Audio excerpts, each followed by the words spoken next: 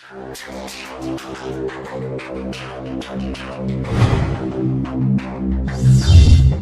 Friends, so ready fix study. तो आज अपन पढ़ेंगे गुणसूत्र कोशिका चैप्टर अपन ने कंप्लीट कर लिया है और आज स्टार्ट करेंगे क्रोमोसोम। क्रोमोसोम होते क्या है उसके पहले पढ़ेंगे क्रोमोसोम की खोज किसने की। क्रोमोसोम की खोज की थी ब्रगर नामक वैज्ञानिक ने और इसका नाम दिया बार्लियर ने। जिस प्रकार से बच्चा माँ के द्वारा पैदा होता है तो और उसका नाम बुआ के द्वारा दिया जाता है, तो इसी प्रकार खोज तो किसने दी, ब्रगर। खोज तो ब्रगर नामक वैज्ञानिक ने की और नाम बार्लियर ने दिया। और गुणसूत्र कहाँ पाए जाते हैं, ये कोशिका के केंद्रक में पाए जाते हैं। जैसे कि एक कोशिका है तो उसके सेंटर मतलब बीच में उसके केंद्रक में गुणसूत्र पाए जाते हैं और इनकी संख्या प्रत्येक जाति में निश्चित होती है कि जिस प्रकार से एक मानव है तो इसकी जाति अलग होगी, मानव है तो इसकी जाति अलग है, और कोई कुत्ता बिल्ली थी, इन सबकी अलग अलग जातियाँ होती है, तो इनमें अपनी जाति में फिक्स होते हैं कि इतने ही गुणसूत्र रहेंगे। ठीक है। और उसके बाद है अगला पॉइंट कि गुणसूत्रों को सारे अभिरंजकों की सहायता से अभिरंजित किया जाता है। ये इम्पोर्टेंट पॉइंट है कि गुणसूत्रों को सारे अभिरंजकों की सहायता से अभिरंजित किया जाता है। कि गुणसूत्र रहेंगे उनको मतलब उनका रंग गहरा भी होता है, कि गुणसूत्र रहेंगे तो उनका डार्क रहेगा, तो उनको डार्क कैसे किया जाता है, ये सारे अभिरंजकों के द्वारा किया जाता है। कि सारे अभिरंजकों की सहायता से अभिरंजित करके उनको डार्क किया जाता है, गहरा किया जाता है गुणसूत्रों को। उसके बाद कि क्रोमोसोम दो ग्रीक शब्दों से मिलकर बना होता है, क्रोमो प्लस सोम। क्रोमो आप एक दो बार रिपीट करो, क्रोमो। क्रोमो किससे रिलेटेड है, रंगीन, रंग से। तो ये क्रोमो रंगीन, इसको रंगीन मतलब गहरा करने का काम करता है ये शब्द, ये टर्म। और इस बात सोम, सोम यानी काय, शरीर, इसकी संरचना। तो ये दोनों को मिलाकर क्या बना, क्रोमोसोम। और क्रोमोसोम मतलब गुणसूत्र, इसको ही बोलेंगे, गुणसूत्र बोलते हैं क्रोमोसोम्स को।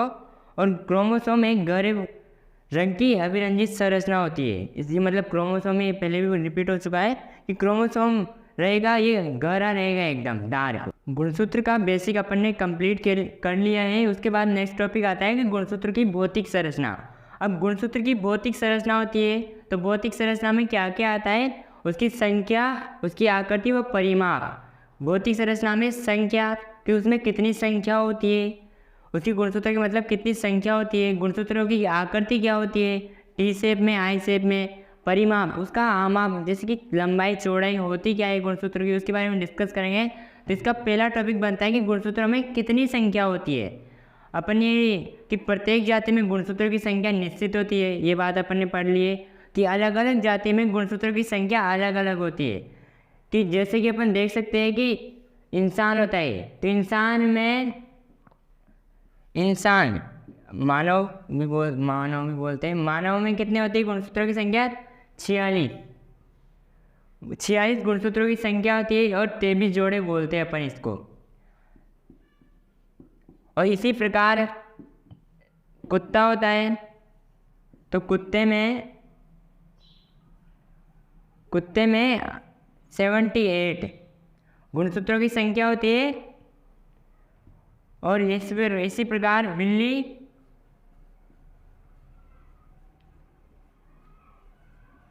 बिल्ली में 38 गुणसूत्र होते हैं। तो ये अलग अलग जातियां हैं तो इनमें गुणसूत्रों की संख्या अलग अलग है। यही पॉइंट इसको दर्शाता है कि अलग अलग जाति में गुणसूत्रों की संख्या अलग अलग होती है।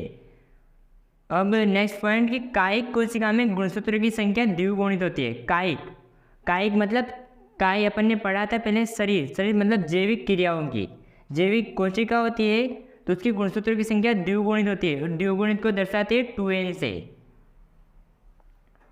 इसी प्रकार जनन कोशिका होती है, जिस प्रकार से मानव में से एक मादा एक नर, जैसे कि एक मेल एक फीमेल, दोनों में 46 मतलब गुणसूत्रों की संख्या रहेगी। तो इसमें से क्या जाएगा, इसमें से 23 गुणसूत्र इसके, 23 के, तो ये क्या हो गए, आधे हो गए, अगुणित हो गए। तो जनन कोशिका में गुणसूत्रों की संख्या अगुणित होती है, तभी तो दोनों का वापस क्या हो जाएगा, एक नया मानव पैदा होगा तो उसका 46 वापस क्या हो गए, 46 गुणसूत्र हो गए। तो इसी प्रकार जनन कोशिका में गुणसूत्रों की संख्या अगुणित और कायिक कोशिका में गुणसूत्रों की संख्या द्विगुणित होती है। अब बात करते हैं कि सबसे कम गुणसूत्र किस में होते हैं और सबसे अधिक गुणसूत्र किस में होते हैं। तो सबसे कम गुणसूत्र की बात करें तो वो होते हैं एप्रोफेपस ग्रेसिलिस में। इसमें 4 गुणसूत्र होते हैं और द्विगुणित होते हैं। 2n लिख रहा है तो मतलब द्विगुणित होते हैं और कितने होते हैं 4। और सबसे अधिक की बात करें तो वो होते हैं ओफियोग्लोसम रेटिकुलेसिस। इसमें होते हैं 1260 गुणसूत्र। इसमें 1260 गुणसूत्र होते हैं और वह भी द्विगुणित होते हैं।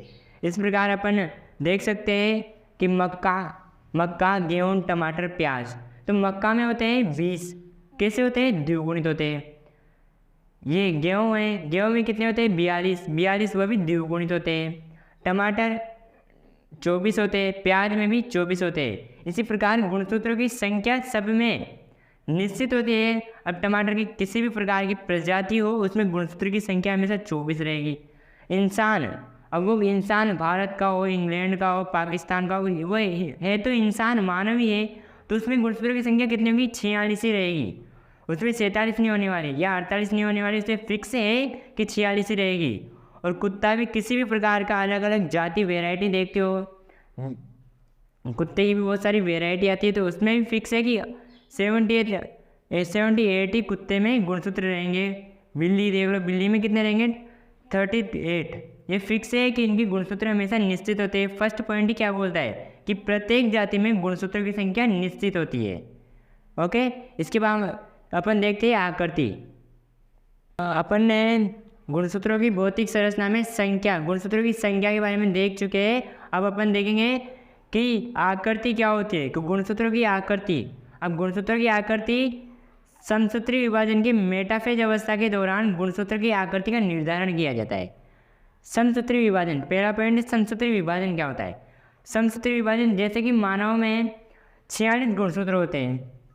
अब इसमें समसूत्री विभाजन होगा तो समसूत्री विभाजन में गुणसूत्र सेम ही रहेंगे, समान सूत्र सम का। तो इस समसूत्री में क्या होगा कि 46 के 46 ही रह जाएंगे और वो समसूत्री विभाजन। अर्धसूत्री में क्या होते हैं? आधे हो जाते हैं। हम अगर शब्दों को अच्छे से पढ़े तो शब्दों में ही आंसर छुपा हुआ होता है कि समसूत्री समान, उसमें क्या होता है? अर्ध, आधे।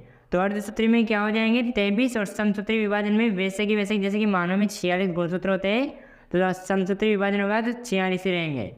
तो समसूत्री विभाजन की मेटाफेज अवस्था होती है, उसके दौरान गुणसूत्रों की आकृति का निर्धारण किया जाता है। किसमें कितने गुणसूत्र रखे जाए होते हैं मतलब, तो समसूत्री विभाजन में होता है ये। उसके बाद कि सेंट्रोमियर की स्थिति के आधार पर 4 प्रकार के होते हैं। अब सेंट्रोमियर होता क्या है?